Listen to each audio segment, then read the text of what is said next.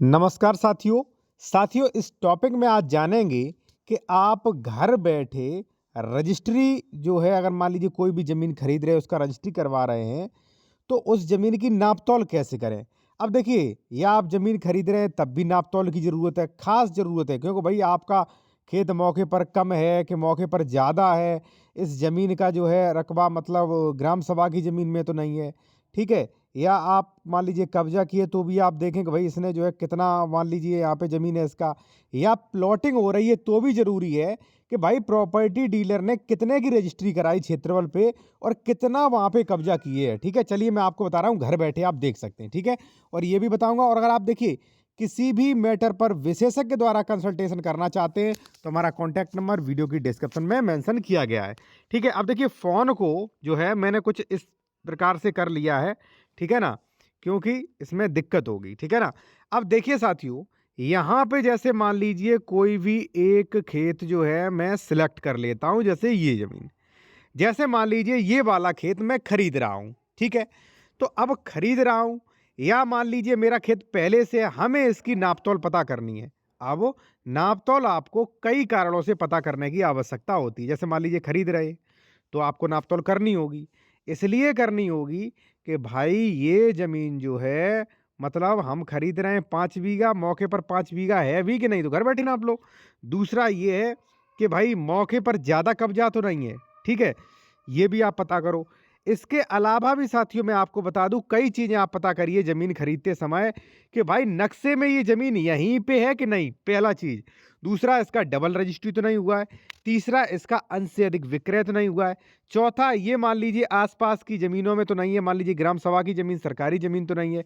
Cases pending तो नहीं है, 143, 80 इसका शेयर कितना है को, ठीक है? ये सारी चीज़ें पता करें और अगर आप ये हमारे द्वारा पता करना चाहते हैं तो हमारा कॉन्टैक्ट नंबर वीडियो के डिस्क्रिप्शन में मिल जाएगा, आप डॉक्यूमेंट्स भी चेक करवा सकते हैं।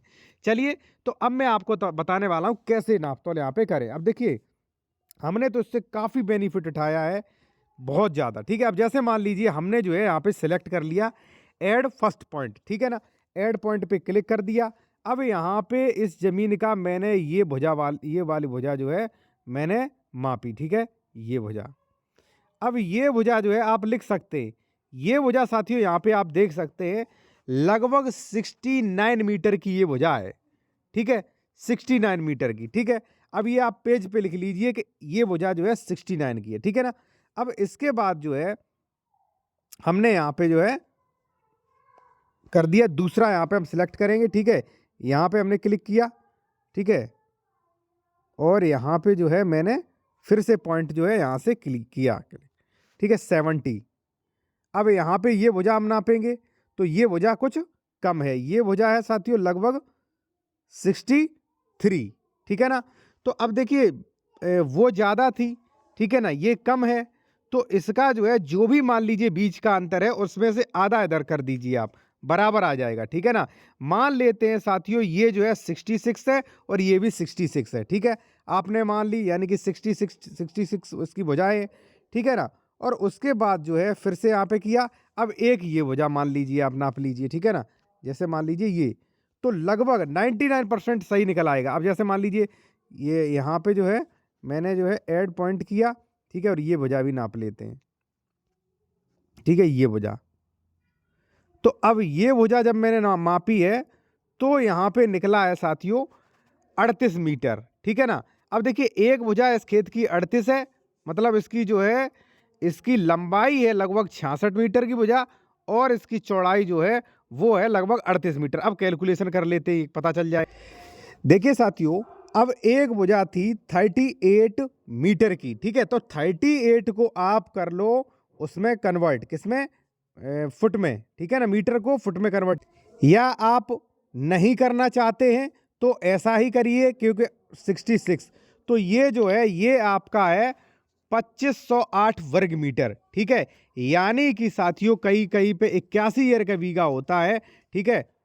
तो यहाँ पे लगभग 3 बीघा ज़मीन है ये, ठीक है ना? तो देखिए आप वर्ग मीटर में तुरंत निकाल सकते हैं क्योंकि ये जो आपको मैंने बताया था, ये वर्ग मीटर में मापता है। तो लंबाई इंटू चौड़ाई इसका क्षेत्रफल निकल आएगा। इसी प्रकार से आपको कोई भी मापना है, ठीक है? ख़ासकर चौकोर तो इसमें बहुत अच्छी तरह जो भी मान लीजिए चौकोर खेत होते हैं, उनका क्षेत्रफल तो बहुत ही अच्छी तरीके से निकल आता है, ठीक है ना? जैसे मान लीजिए कोई भी है, तो उसका लंबाई कर लीजिए, चौड़ाई कर लीजिए, निकल के आ जाएगा।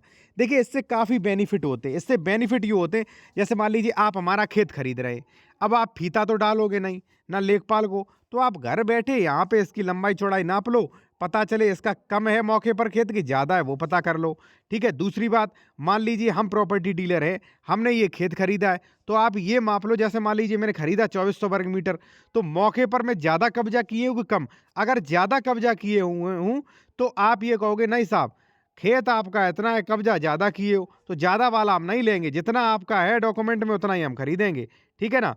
तो ये भी आप चेक कर सकते हो। दूसरा ये है साथियों, सैटेलाइट इमेज जिससे आप पता भी कर सकते हो कि भाई कौन-सा कहाँ, और सबसे इससे भी ज़रूरी एक नक्शा और होता है, वो भी मैं आपको बताता हूँ। देखिए, इससे भी ज़रूरी नक्शा होता है ये वाला। अब देखिए साथियों, हमारे साथ एक बहुत बड़ा फ्रॉड हो रहा था। क्या? मैं 445 नंबर में ज़मीन खरीदा था, 3 बीघा ज़मीन, ठीक है? ज़मीन का रेट था 6 लाख रुपए बीघा, लगभग 18 लाख की ज़मीन, ठीक है? 3 बीघा। लेकिन जब मौके पर मैंने देखा, नक्शा उठाया मैंने, नक्शा उठाया तो मौके पर देखा ज़मीन है 445 में, कब्जा दे रहे थे मुझे 444 में, 431, 430 में। तो अब हुआ क्या, वो आप समझे। देखिए, इसमें मैंने पहचान कैसे कर लिया, ये आप जो देख रहे हैं ये लाइन, ये नाली है, ठीक है? खतौनी में दर्ज है ये नाली। तो नाली के इधर साइड इनका है, लेकिन कब्जा दे रहे हैं नाली के इधर साइड, तो तुरंत पकड़ में आ जाएगा। अनपढ़ आदमी भी समझ लेगा, भाई नाली के इधर साइड है 445, आप इधर क्यों कब्जा क्यों दे रहे? तो मैंने कहा भाई आप इधर क्यों दे रहे? 445 तो यही खत्म हो जाता है, उसकी बाउंड्री नाली से इधर है, ठीक है? ये जो आप देख रहे हैं लाइन, ये नाली है, ठीक है? तो इसके बाद मैंने कहा भाई नहीं, गलत है। फिर उसके बाद जब मैंने 430, 431, 444 देखा, तो 430 ग्राम सभा था 15 बीघा का नंबर। तो मैंने इसकी मदद से मापा, तो पता चला ग्राम सभा मौके पर भाई 4 बीघा ही है। यानी कि अब बताइए अब कौन जोते है? तो यानी कि ये वाला बंदा जोते था, ठीक है ना? तो इस तरीके से आप दोनों का उपयोग करके, ठीक है, आप फ्रॉड से बच सकते हैं साथियों। तो ये नाप तौल, ये नक्शा देखना आप सीख लें। फिर भी आप कोई कानूनी सलाह विशेषज्ञ के द्वारा लेना चाह रहे हैं या डॉक्यूमेंट चेक कराना चाह रहे हैं, तो कॉन्टैक्ट नंबर वीडियो के डिस्क्रिप्शन में मेंशन किया गया है।